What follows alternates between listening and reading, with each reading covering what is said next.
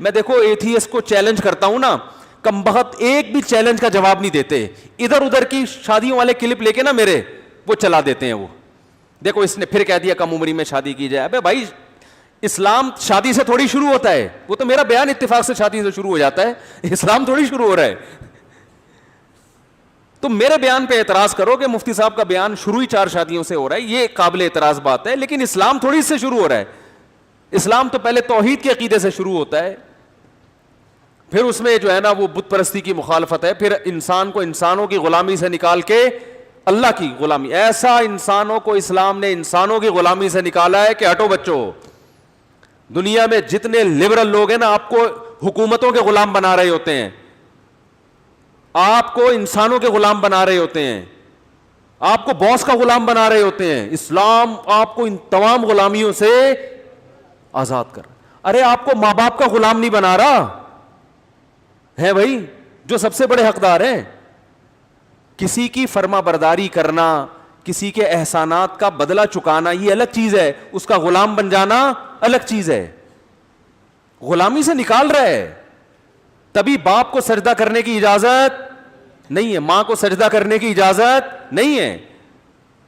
اور ماں باپ کو بھی کہا کہ انسان کے جو بنیادی حقوق ہیں ان میں آپ کو بھی اپنی اولاد کے حقوق میں بھی دخل اندازی کی اجازت, بولو نا بھائی, نہیں ہے. تو ہاں ان کے احسانات زیادہ ہیں, تو احسان فراموشی اچھا کام نہیں ہے. تو میرے بیانات میں نا ملحد لوگ جو ہے نا وہ شادیوں وادیوں کا ٹاپک نکال کے 4 شادیاں بچوں کی یہ نکال کے نا پھر کلپ بناتے ہیں. میں کتنے عرصے سے ایک چیلنج کر رہا ہوں ملحدین کو جو اللہ کو نہیں مانتے کہ یار یہ جو چائنا کی ٹوپی آپ نے پہنی ہوئی ہے اس میں ایک مینجمنٹ ہے نا, تانے بانے ہیں, ارب سال گزر جائیں ایسی ٹوپی خود سے وجود میں نہیں آ سکتی. تو جس کھوپڑی پہ یہ ٹوپی رکھی ہوئی ہے وہ کھوپڑی کہاں سے خود سے بن گئی, اور وہ کھوپڑی بے جان نہیں بن سکتی جس میں 2 آنکھ 2 کان اور ناک اور زبان ہو. تو ایسی کھوپڑی جس میں 2 آنکھیں فٹ ہو گئی دیکھنے والی, 2 کان فٹ ہو گئے سننے والے, زبان فٹ ہو گئی بولنے اور چکھنے والی, ناک فٹ ہو گئی سونگھنے والی, ایسی کھوپڑی اتفاق سے کیسے بن گئی؟ کمال کی بات ہے, یہ ملحد کبھی اس کے دلائل نہیں دے گا کہ یہ چائنا کی ٹوپی اتفاق سے بن سکتی ہے, لیکن جو کھوپڑی یہ ٹوپی پہن کے گھوم رہی ہے اس کو ٹوپیاں کرا رہا ہے کمبخت, ٹھیک ہے نا, اور اسی کھوپڑی سے کرا رہا ہے جو کھوپڑی اللہ نے بنائی ہے. یہ بھی نہیں دیکھتا کہ میں جو اتنا سوچ رہا ہوں نا یہ خود سے نہیں بن گیا, یہ دماغ کیسے فٹ ہو گیا, یہ خود بخود کیسے فٹ ہو گیا بھائی اس کھوپڑی کے اندر. اتنا ذہین دماغ جو آج تک اپنے آپ کو ڈیفائن نہیں کر سکا ہے کہ میں ہوں کیا.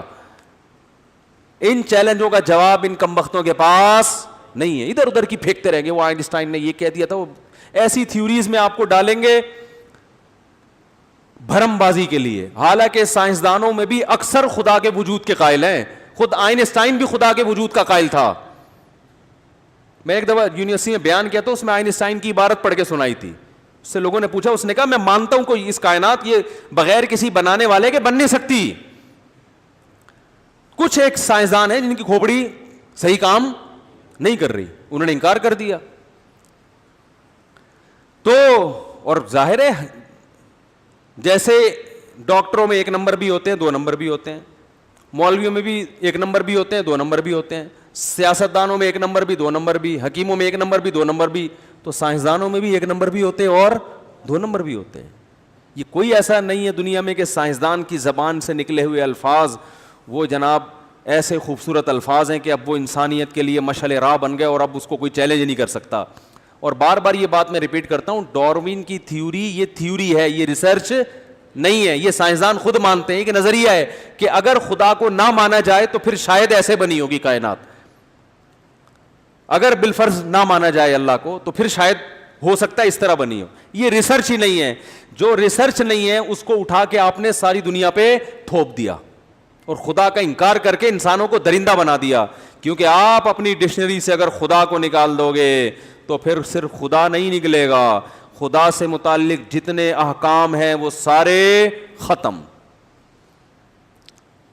خدا نکل گیا تو اس کا مطلب اسلام گیا, قرآن گیا, رسول گئے, سارے پیغمبر, تعلیمات سب. انسان جب اتفاق سے وجود میں آیا ہے تو اتفاق سے بنی ہوئی چیزوں کا کوئی ویژن بولو نا نہیں. وہ تو گدھے گھوڑوں کی طرح زندگی گزارتے ہیں. صبح اٹھے جدھر منہ مار لو جا کے, بس عیاشی عیاشی عیاشی عیاشی عیاشی, عیش و عشرت. اور جب بڑھاپے میں عیاشی کا ٹائم مارکیٹ سے شارٹ ہونا شروع ہوتا ہے, ختم, تو پھر ڈپریشن. اکثر تو ان میں آپ کو پتہ ہے رپورٹ ہے کہ خودکشی کرنے والوں میں زیادہ تر ایتھیسٹ ہوتے ہیں. اور یہ لبرلزم جو پھیل رہا ہے نا ہمارے معاشرے میں, جو ہمارے نوجوان لڑکے لڑکیاں ان پروفیسروں سے متاثر ہیں جو اسلام کے خلاف باتیں کرتے ہیں, ان کو میں آپ کو ایک بات بتا دوں کہ آخرت تو تباہ ہوگی, آپ کی دنیا کا بیڑا غرق سب سے پہلے ہوگا. دنیا میں اس سے بڑی انسان کو ڈپریشن نہیں ہے کہ وہ اللہ کا انکار کر دے. اس کے بعد جو لائف گزرتی ہے نا,